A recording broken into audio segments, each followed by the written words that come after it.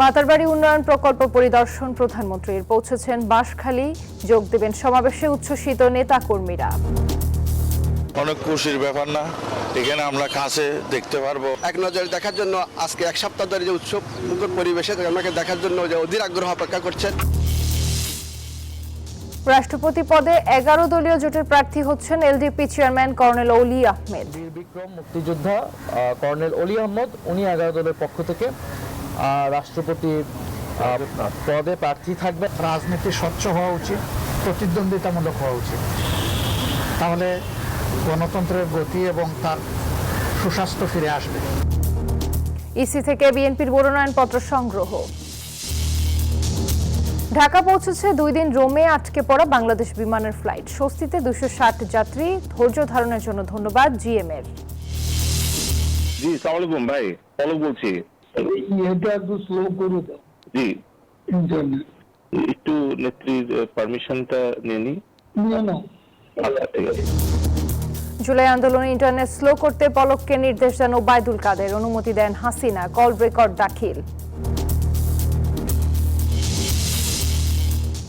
দেশের সবচেয়ে বেশি ভূমিকম্পের ঝুঁকিতে সিলেট, ক্ষয়ক্ষতির সংখ্যা বেশি ঢাকায়, মোকাবিলায় গঠন হচ্ছে টাস্ক ফোর্স। 6 শর্ত মানলেই কেবল উন্মুক্ত হতে পারে হরমুজ প্রণালী, সংঘাত বন্ধের আলোচনায় কড়া কূটনৈতিক বার্তা ইরানের। স্বাগত নিউজ 24 সংবাদে, আপনাদের সাথে আছি আমি জান্নাতুল ফেরদৌস রুবা। দেখছিলেন বিআরবি কেবলস সংবাদ শিরোনাম। চট্টগ্রামের বাঁশখালীর বাহারছড়ায় বন্যা কবলিত পরিবারের মাঝে ত্রাণ সামগ্রী বিতরণের পাশাপাশি ক্ষতিগ্রস্তদের জন্য নির্মিত নতুন ঘরের চাবি হস্তান্তর করেছেন প্রধানমন্ত্রী তারেক রহমান। পরে যোগ দেবেন সমাবেশে। সাম্প্রতিক বন্যায় ক্ষতিগ্রস্ত মানুষের পাশে দাঁড়াতে প্রধানমন্ত্রীর এই সফর। সকালে সফরের প্রথম পর্বে কক্সবাজারের মহেশখালীতে মাতারবাড়ি গভীর সমুদ্র বন্দর ও বিভিন্ন উন্নয়ন প্রকল্প পরিদর্শন করেন সরকার প্রধান।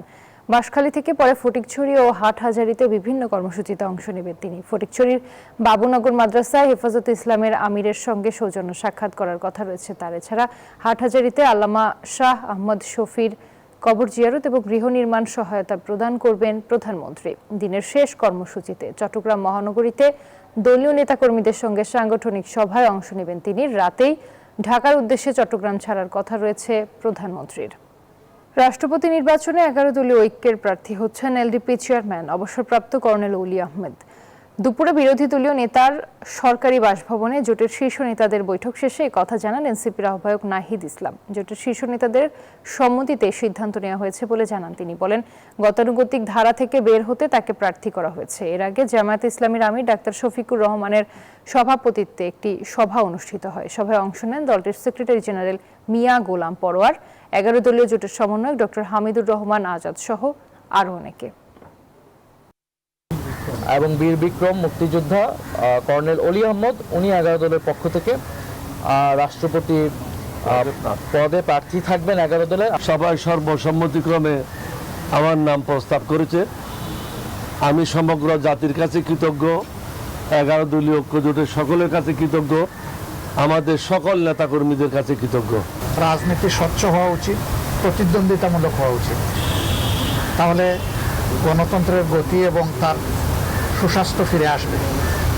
রাষ্ট্রপতি নির্বাচনের জন্য নির্বাচন কমিশনের রিটার্নিং কর্মকর্তার কার্যালয় থেকে 2টি মনোনয়নপত্র সংগ্রহ করেছে বিএনপি। রাজধানীর আগারগাঁওয়ে নির্বাচন কমিশন ভবনে প্রধান নির্বাচন কর্মকর্তার কার্যালয় থেকে মনোনয়নপত্র সংগ্রহ করেন জাতীয় সংসদের চিফ হুইপ নুরুল ইসলাম মনি ও রুহুল কবির রিজভী। এর আগে গত বৃহস্পতিবার রাষ্ট্রপতি নির্বাচনের তফসিল ঘোষণা করে নির্বাচন কমিশন। তফসিল অনুযায়ী আগামী 13 আগস্ট মনোনয়নপত্র দাখিল এবং 20 আগস্ট ভোট গ্রহণ অনুষ্ঠিত হবে। যান্ত্রিক ত্রুটির কারণে ইতালির রোমে দীর্ঘ 40 ঘন্টা আটকে থাকার পর অবশেষে ঢাকায় ফিরেছে বিমান বাংলাদেশ এয়ারলাইন্সের BG 306 ফ্লাইটটি। দুপুর 12:30টায় 259 জন যাত্রী নিয়ে বোয়িং উড়োজাহাজটি হযরত শাহজালাল আন্তর্জাতিক বিমানবন্দরে অবতরণ করে। তবে দেশে ফিরে বিমান কর্তৃপক্ষের চরম অব্যবস্থাপনা ও বৈষম্যের বিরুদ্ধে ক্ষোভ উগরে দিয়েছেন ভুক্তভোগী যাত্রীরা। অভিযোগ করেন, রোমের ফিউমিচিনো বিমানবন্দরে অবতরণের পর কারিগরি ত্রুটির কথা বলে প্রথমে তাদের প্রায় 7 থেকে 8 ঘন্টা উড়োজাহাজের ভেতরেই আটকে রাখা হয়। পরবর্তীতে বিমান কর্তৃপক্ষ কেবল কানাডা ও আমেরিকার পাসপোর্টধারীদের হোটেলে থাকার ব্যবস্থা করে, কিন্তু অন অ্যারাইভাল ভিসা না থাকার অজুহাতে প্রায় 170 জন যাত্রী, 70 জন বাংলাদেশি পাসপোর্টধারী যাত্রীকে বিমানবন্দরের লাউঞ্জে অবরুদ্ধ রাখা হয়। আমাদেরকে প্লেন থেকে 8 ঘন্টা বের হতে দেয়নি, কোনো এয়ার ভেন্টিলেশন ছিল না। আমি এমনিই ভয় পাচ্ছি, অনেক অনেক কষ্ট হয়েছে। বড় বাংলাদেশ বিমানের এতটাই অপারগতা যে তারা একটা তাদের হোটেল তো দূরের কথা, তাদেরকে লবির মধ্যে রাখা হয়েছে এবং তাদের খাওয়া হিসেবে শুধুমাত্র পিজার যে ক্র্যাস্ট মানে নট পিজার ক্র্যাস্টটা শুধু প্রোভাইড করা হয়েছে আর একটা বোতল করে পানি, ছোট বোতল। ছেলে মেসেজ পাঠাচ্ছে যে বিমান ইমার্জেন্সি ল্যান্ড করছে ইতালি রুমে, এসি সমস্যা হয়েছিল, ল্যান্ড করছে এবং ওখানে খুব বাজে অবস্থা ছিল, বয়স্ক লোক, শিশু এরা অসুস্থ হয়ে গেছে। 24-এর গণ আন্দোলনের সময় জুনাইদ আহমেদ পলককে ফোন করে ইন্টারনেট স্লো করে দেওয়ার নির্দেশ দেন ওবায়দুল কাদের। পরে শেখ হাসিনা অনুমোদন দেওয়ার পর ধাপে ধাপে বন্ধ করে দেওয়া হয় ইন্টারনেট। সেই ফোন আলাপের রেকর্ড ইতোমধ্যেই ট্রাইব্যুনালে দাখিল করেছে প্রসিকিউশন। বিস্তারিত দেখুন মাহমুদ হাসানের প্রতিবেদনে। জি সালাম আলাইকুম ভাই, পলক বলছি। এটা একটু স্লো করে দাও জি ইন্টারনেট। একটু নেত্রীর পারমিশনটা নিয়ে নি। নিয়ে নাও। আচ্ছা ঠিক আছে, জি আচ্ছা ঠিক আছে। অনেকে আমাকে বলতেছে তোমার হ্যাঁ একটু ওই যে মানে বলা আছে তো যে উনি না বললে না না ওনাকে জিজ্ঞেস করেই বলবো। আচ্ছা ঠিক আছে জি। এই ফোন কলের এক প্রান্তে সাবেক তথ্য ও যোগাযোগ প্রতিমন্ত্রী জুনায়েদ আহমেদ পলক, অন্য প্রান্তে কার্যক্রম নিষিদ্ধ আওয়ামী লীগের সাধারণ সম্পাদক ওবায়দুল কাদের। 24-এর গণঅভ্যুত্থানের সময় পলককে ইন্টারনেট স্লো করে দেওয়ার নির্দেশ দেন কাদের। পরে যা অনুমোদন করেন তৎকালীন প্রধানমন্ত্রী শেখ হাসিনা। দেওয়া হয় তার প্রেক্ষিতে কিন্তু আওয়ামী লীগ ও এর অঙ্গ সংগঠনের নেতাকর্মী এবং পুলিশের দমনপীড়নের খবর সামাজিক যোগাযোগ মাধ্যমে ছড়িয়ে পড়ার পর ক্ষোভে ফুঁসে ওঠে সারা দেশ। কোটা সংস্কারের দাবিতে শুরু হওয়া বিক্ষোভ ধীরে ধীরে মোড় নেয় সরকার পতনের আন্দোলনে। আন্দোলন দমাতে মারণাস্ত্রের পাশাপাশি শুরু হয় হেলিকপ্টার ও ড্রোনের ব্যবহার। এসব তথ্য যাতে বাইরে ছড়িয়ে না পড়ে সেজন্য ইন্টারনেট বন্ধের উদ্যোগ নেওয়া হয়, বলছে আন্তর্জাতিক অপরাধ ট্রাইব্যুনালের প্রসিকিউশন। আন্দোলন দমনের বিভিন্ন কৌশল হিসেবে ইন্টারনেট প্রথম স্লো করে দেওয়া এবং 18 তারিখ রাত 9টা থেকে ব্রডব্যান্ড কানেকশন বন্ধ করে দিয়ে এই গণহত্যা চালিয়েছিল তৎকালীন সরকার। প্রসিকিউশনের তথ্য বলছে প্রথমে ইন্টারনেট স্লো করে দেওয়া হয়, এরপর বন্ধ করে দেওয়া হয় ধাপে ধাপে। সোশ্যাল মিডিয়া বিশেষ করে ফেসবুক, টিকটক, হোয়াটসঅ্যাপ সহ 4টি সোশ্যাল মিডিয়াকে বন্ধ রাখা হয়। এটাও সরকারের নির্দেশে, তারও ডকুমেন্টারি এভিডেন্স আমরা পেয়েছি। তাহলে বোঝা যাচ্ছে যে ওবায়দুল কাদের নির্দেশ দিলেন, শেখ হাসিনা সেই নির্দেশটাকে অনুমোদন করলেন, কার্যকর করলেন জুনায়েদ আহমেদ পলক। অতএব তিনজনেরই সম্পৃক্ততা আমরা এখানে দেখতে পাচ্ছি। ইতোমধ্যে মামলার তথ্য প্রমাণ হিসেবে এই কল রেকর্ড ট্রাইব্যুনালে দাখিল করেছে প্রসিকিউশন। মাহমুদ হাসান, নিউজ 24, ঢাকা। প্রধানমন্ত্রী তারেক রহমানের সাথে নরেন্দ্র মোদীর বৈঠক হলে অনেক সমস্যার সমাধান হবে, একথা জানিয়েছেন ঢাকায় নিযুক্ত ভারতীয় হাইকমিশনার দীনেশ ত্রিবেদী। দুপুরে ভারতীয় ভিসা আবেদন কেন্দ্রে শিশুদের খেলার জায়গার উদ্বোধনী অনুষ্ঠানে এই কথা জানান তিনি। বলেন, ভারত বাংলাদেশের মানুষের সম্পর্ক খুবই ভালো, সরকারি পর্যায়েও এই সম্পর্ক থাকবে বলে প্রত্যাশা তার। ভিসা প্রাপ্তিতে খরচ কমানো, ভিসা সেন্টার ও ভিসা প্রদানের সক্ষমতা বাড়ানোর পরিকল্পনা রয়েছে বলেও জানান হাইকমিশনার। প্রধানমন্ত্রী বাংলাদেশের we all respect him a lot.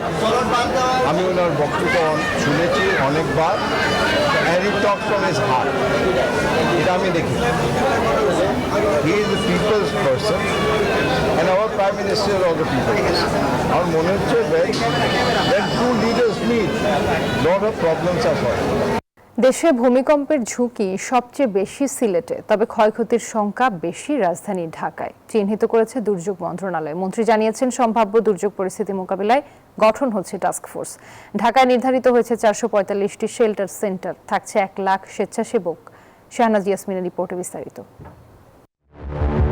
ভূতাত্ত্বিক বিশ্লেষণ বলছে, ভৌগোলিক অবস্থানের কারণে বাংলাদেশ এমন একটি অঞ্চলে অবস্থিত যেখানে যে কোনো সময় বড় ধরনের ভূমিকম্প আঘাত হানতে পারে। তবে ভূমিকম্পের চক্র বা রিটার্ন পিরিয়ড হিসেবে 8 মাত্রার ভূমিকম্প হয়তো এখনই আঘাত হানবে না। আশঙ্কার বিষয় হলো 7 বা 7.5 মাত্রার ভূমিকম্প যে কোনো সময় আঘাত হানতে পারে বাংলাদেশে। 2025 সালের 21শে নভেম্বর ঢাকায় 5.7 মাত্রার ভূমিকম্পে রাজধানী সহ সারা দেশে 10 জনের প্রাণহানি হয়েছিল।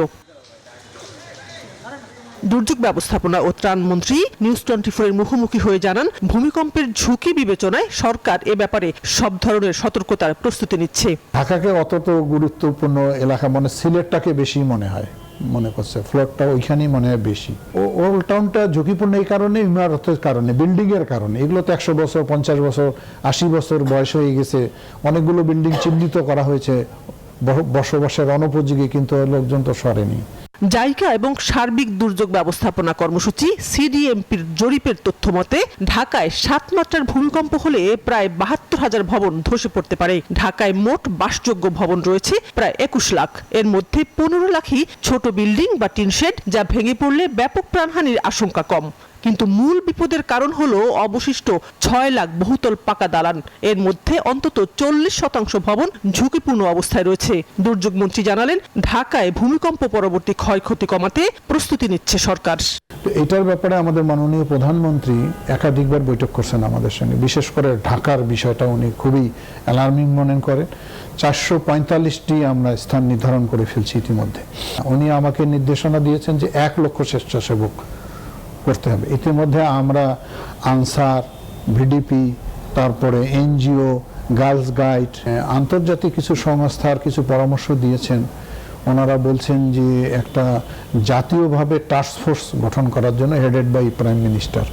দুর্যোগ মন্ত্রী জানালেন, সরকার প্রধানের নির্দেশনা অনুযায়ী যে কোনো প্রাকৃতিক দুর্যোগের আগাম প্রস্তুতি রয়েছে মন্ত্রণালয়ের। এই ধরনের বড় বড় দুর্যোগে তো বিদেশি আমাদের বন্ধুপ্রতিম রাষ্ট্ররা সবসময় আমাদেরকে সহযোগিতা দেয়। এবং শানাজি ইয়াসমিন, নিউজ 24, ঢাকা। পাহাড়ে একদিকে যেমন রয়েছে সশস্ত্র গোষ্ঠীর অপতৎপরতার অস্ত্রের ঝনঝনানি, অন্যদিকে রয়েছে প্রকৃতির অপরূপ সৌন্দর্য। এমন প্রতিকূলতার মধ্যেও পার্বত্য চট্টগ্রামে পাহাড়ি বাঙালি নির্বিশেষে সাধারণ মানুষের পাশে দাঁড়িয়েছে বাংলাদেশ সেনাবাহিনী। শিক্ষা, চিকিৎসা থেকে শুরু করে নানা মানবিক সহায়তায় নিরলস কাজ করে যাচ্ছেন তারা। বান্দরবান থেকে ফিরে মাসুদ লাবণী 3 পর্বের ধারাবাহিক প্রতিবেদনের আজ দেখুন শেষ পর্ব। ক্যামেরায় ছিলেন মেহেদি হাসান সুমন। বান্দরবনের আলীকদমে অবস্থিত ম্রকল্যাণ ছাত্রাবাস।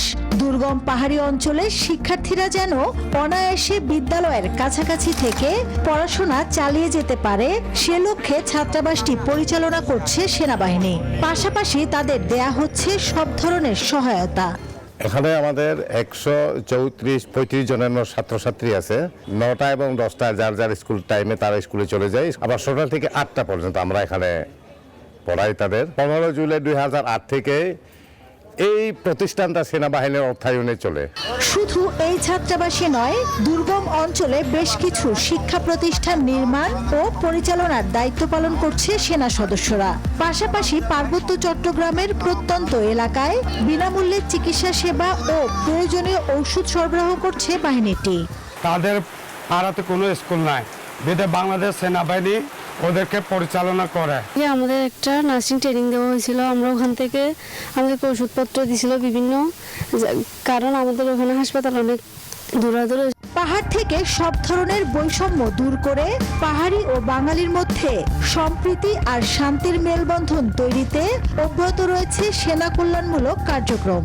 এরই অংশ হিসেবে প্রতিনিয়ত অসহায় ও সাধারণ পাহাড়ি জনগোষ্ঠীর মাঝে তুলে দেয়া হচ্ছে বিভিন্ন উপহার সামগ্রীও।